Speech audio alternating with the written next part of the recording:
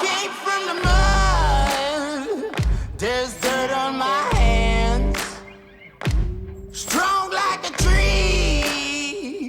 There's roots where I stand. Try to catch me howling at the moon.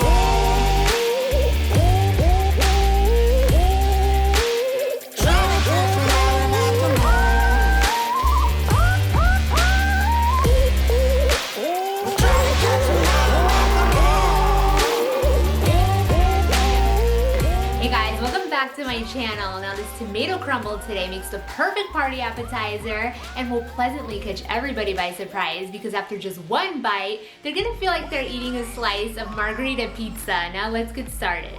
Start off this tomato crumble with some nice juicy tomatoes. Depending on the size, you'll need about 5 to 6. Cut them into nice big chunky squares and lay them flat onto a shallow baking dish. You're gonna sprinkle them with a clove or 2 of some chopped garlic, and I'm adding about a tablespoon of chopped up basil. This is not the best flavor combination ever.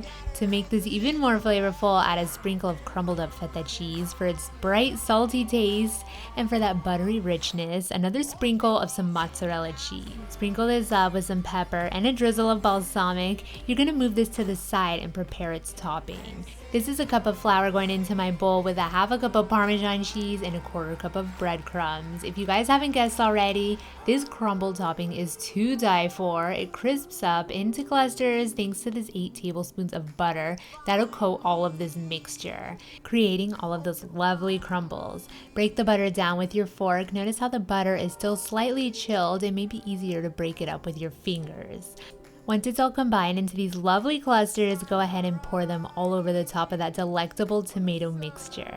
Give it a drizzle of some olive oil and it's gonna give that additional crispiness as it bakes in the oven. This tomato crumble is gonna bake up for 45 to 50 minutes at a high heat of 375 degrees Fahrenheit. Once it's all bubbly around the edges and crispy all over, this flavor-packed side dish or appetizer is ready. Let me tell you guys, the house smells so heavenly. I usually prefer a dessert baked fruit crumble, but this one really hit the spot with this cheesy tomato mixture infused with all of that basil. It was bursting with its extra crispy topping. Thanks to the addition of those breadcrumbs, it was just heavenly. If you guys enjoyed this recipe, be sure to give this video a big thumbs up, leave your comments down below, and stay tuned for more quick and easy recipes posted weekly, all of them always with a unique twist.